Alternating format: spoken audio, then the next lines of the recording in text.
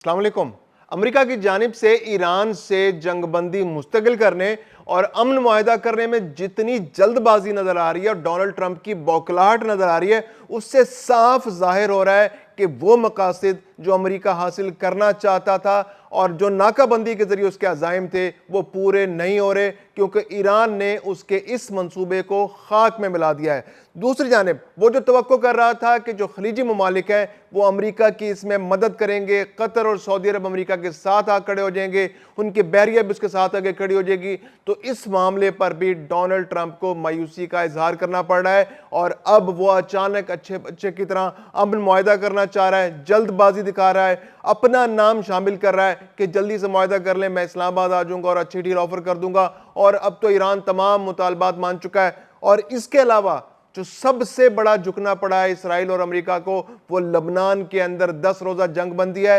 ये वो confidence building major CBM जिसका ईरान मुतालबा कर रहा था मुज़ाकरात से पहले, कि मुज़ाकरात उस वक्त हो सकते हैं जब लबनान को भी इस मामले में शामिल किया जाए, लबनान में भी जंग बंदी हो, हिजबुल्लाह के खिलाफ जो ऑपरेशन हो रहा है वो ख़त्म किया जाए और जो लबनान का इंफ्रास्ट्रक्चर तबाह किया जा रहा है उसको भी रोका जाए। अगर ये तमाम मुतालबात माने जाते हैं तो फिर मुज़ाकरात की मेज़ पर आकर कोई बामकसद बातचीत हो सकती है और कोई मुआहिदा हो सकता है। और अब अमेरिका ने जल्दबाजी में इसराइल को मनाया है, नेतन्याहू को मनाया है। अब वाशिंगटन में उनके साथ मुज़ाकरात होंगे, उनको एक साथ बिठाया जाएगा, उनके दरमियान मुआहिदा कराया जाएगा और ये इस बात की अलामत है कि अमेरिका अब बेबस हो चुका है। अमेरिका जल्द अज जल्द मुज़ाकरात के जरिए अमन मुआहिदा करना चाहता है, अमेरिका जल्द अज जल्द अपनी फौजें यहाँ से निकालना चाहता है, क्योंकि ख़तरात बहुत बढ़ गए हैं। ईरान की जो ताकत है वो खुलकर सामने आ रही है। जो हिडन वेपन्स उसने छुपा कर रखे हुए थे, जो उसकी मिगेट सबमरीन्स थी, उसके अलावा जो उसका cyber and electronic control warfare का जो सिस्टम था, जो उसने पूरे सूबों में साहिल के साथ साथ अबनाए हरमस के साथ साथ जो उसने पूरा नेटवर्क बना रखा था, जो उसने सेंसर्स लगा रखे थे, जो उसके पास बहरी आबदोजों का एक पूरा नेटवर्क है, पूरा फ्लीट है, इसके अलावा वो जो बहरी माइंस बिछाने की सलाहियत रखते हैं, इसने भी अमेरिका को बौखला कर रख दिया है। और दुनिया के वो ममालिक, चीन है, बाकी ममालिक हैं, वो भी अब आंख भौं चढ़ा रहे हैं कि किस तरह से आबनाए हरमस का कंट्रोल अमेरिका संभाल सकता है, किस तरह से अमेरिका वहाँ पर लोगों से टैक्स वसूल कर सकता है, या लोगों को मजबूर कर सकता है कि वो अंदर जाएं या बाहर जाएं या ईरान के मामलात में मुदाखलत करें। तो ना नेटो सपोर्ट कर रहा है, ना यूरोपीय ममालिक सपोर्ट कर रहे हैं, ना चीन सपोर्ट कर रहा है, ना रूस सपोर्ट कर रहा है। अब तो खलीजी ममालिक भी कह रहे हैं कि भाई हम हाथ जोड़ते हैं, आपसे अपनी हिफाजत नहीं हो रही, आप अपना USS जेराल्ड नहीं बचा सके, आप अपना USS लिंकन नहीं बचा सके। वो दोनों बहरी बेड़े जो बड़ी ताकत की अलामत थे, जो दुनिया में दहशत की अलामत थे, जो आपकी नाकाबंदी करने की सलाहियत को जो उरूज तक जिन्होंने पहुंचा रखा था, वो तो 2 मिसाइल नहीं झेल सके, तो आप हमारी हिफाजत क्या करेंगे। कतर ने कहा है कि अपना बेस उठाएं और यहाँ से चलते बने। आपकी वजह से जो सेंट्रल कमांड के वक्त से आपने जब से इराक पे हमला किया था, आपने सेंट्रल कमांड बनाई थी, इतना बड़ा आपने बेस बना दिया, हमारे इतने इलाके पे आपसे कब्जा कर रखा है। आपके इस बेस की वजह से ईरान हम पर गोले बरसा रहा है, रॉकेट मिसाइल बस रहे हैं, 10,000 फौजी आपने रखे थे, अब तो वो भी भागे। तो प्लीज जो आपका बाकी बचा कुचा सामान है वो लें और यहाँ से निकलते रहे,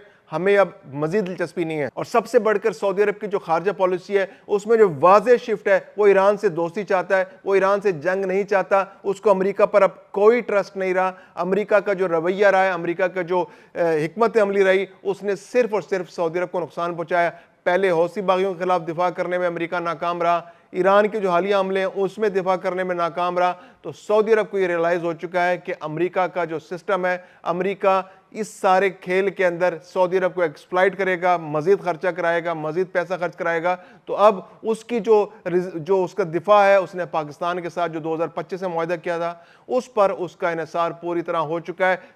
अंदाजे के मुताबिक 30,000 फौजी पाकिस्तानी सऊदी अरब के अंदर मौजूद हैं। जेट तैयारों की भी एक बड़ी तादाद है, एक अंदाजे के मुताबिक 1.5 से 2 दर्जन जेट तैयारे भी सऊदी अरब के अंदर मौजूद हैं। और अब पाकिस्तान के फौजी एक ऐसे मुकाम पर पहुंच चुके हैं कि जहां से अगर खुदा न खासा इसराइल से हमला होता है तो पाकिस्तान फौरी जवाबी कार्रवाई करने की सलाहियत रखता है, पोजीशन में आ गया है, इसराइल को नेस्तो नाबूद करने की पोजीशन में आ गया है। और अब पाकिस्तान के जो वुज़रा ने, पाकिस्तान के हुकूमती एहलकारों ने भी अब اسرائیل کو وارن کیا تھا جب ایران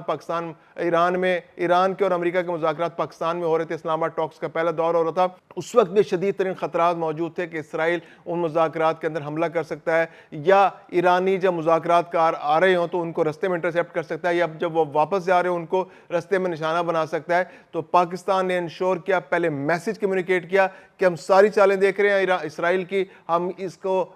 ٹھنڈے پیٹوں نہیں لیں گے، ہم ایران کی حفاظت کریں گے۔ جب پاکستان میں اسلام آباد ٹاکس ہو رہی ہیں تو پھر اسرائیل سے ایران کے جو مذاکرات کار ہیں ان کو محفوظ بنانا بھی پاکستان کی ذمہ داری، اور پاکستان نے ذمہ داری پوری کی۔ ایران میں بھرپور ریئلائزیشن ہے، اس وقت فیلڈ مارشل سید عاصم منیر ایران کے اندر موجود ہیں، ان کا دورہ بہت امپورٹنٹ ہے۔ وزیر اعظم شہباز شریف جو ہیں وہ دنیا بھر کا دورہ، سعودی عرب کا دورہ، ترکی کا دورہ، قطر کا دورہ، یہ بہت امپورٹنٹ دورے ہیں۔ اس وقت جو بہت امپورٹنٹ ڈیولپمنٹ ہو رہی ہے، پاکستان مذاکرات کاری کے اندر جو سہولت کاری کر رہا ہے، اس کے اندر پاکستان چاہ رہا ہے کہ مذاکرات کامیاب ہو جائیں۔ سید عاصم منیر نے خاص طور پہ کہا ہے کہ جو لبنان کا معاملہ، ایران نے کہا جی کہ لبنان کو بھی شامل کیا جائے، تو سید عاصم منیر نے کہا کہ میں ذاتی طور پر اس معاملے کو دیکھوں گا اور انشور کروں گا کہ لبنان کے اوپر مزید حملے نہ ہوں۔ تو پاکستان کا رول اب آنے والے دنوں میں اس خطے کے اندر بڑھتا نظر آ رہا ہے، پاکستان کی امپورٹنس بڑھتی نظر آ رہی ہے، پاکستان کا کردار بڑھتا نظر آ رہا ہے، امن کے حوالے سے خطے میں ایک مرکزیت پاکستان کو حاصل ہوتی جا رہی ہے، اور جس طرح سے لابی پاکستان کر رہا ہے۔ تو امریکہ کے جانے کے بعد چونکہ اب دنیا میں ایک ثابت ہو گیا ہے کہ دنیا جو ہے وہ یونی پولر نہیں رہی، اب وہ ملٹی پولر بن گیا ہے، یعنی اب طاقت کا مرکز جو ہے وہ صرف امریکہ نہیں ہے، طاقت کے مراکز اور بھی ہیں۔ پچھلے سال جو مئی میں 2025 میں جنگ ہوئی تھی پاکستان اور بھارت کے درمیان، اس میں یہ واضح ہو گیا تھا کہ دنیا میں اور بھی قوتیں موجود ہیں، اب اور بھی طاقت کے مراکز موجود ہیں، اور وہ بہت امپورٹنٹ ہے۔ چین بہت امپورٹنٹ ہے، روس اور چین کا جو اتحاد ہے، جو قربت ہے، اور پاکستان کے ساتھ ان کا جو تعاون ہے، وہ بہت امپورٹنٹ حیثیت اختیار کر چکا ہے، اور امریکہ نے بھی اس کو تسلیم کیا، اور اب امریکہ پاکستان کی مدد سے اس سارے جو کرائسس ہے اس کو اوورکم کرنے کی کوشش کر رہا ہے۔ جو کرائسس اس نے خود پیدا کیا تھا، جو مسائل اس نے خود پیدا کیے تھے ایران پر حملہ کر کے، جو اسرائیل کی باتوں میں آ کر اسرائیل کا بغل بچہ بن کر امریکہ نے جو پورے خطے کے امن کو تباہ کیا تھا، تیل کی قیمتیں بڑھا دی، امن کے لیے مسائل پیدا کر دیے، مہنگائی کا طوفان دنیا بھر میں پیدا کر دیا، یہ سب امریکہ کا کیا دھرا ہے اسرائیل کے ساتھ مل کر۔ اور اب امریکہ چاہ رہا ہے کہ جلد از جلد یہ مذاکرات کامیاب ہوں، کسی طرح سے وہ یہاں سے نکل بھاگے، کیونکہ اب وہ جنگ افورڈ نہیں کر سکتا۔ وہ اپنے بحری بیڑے جو ہے ان کو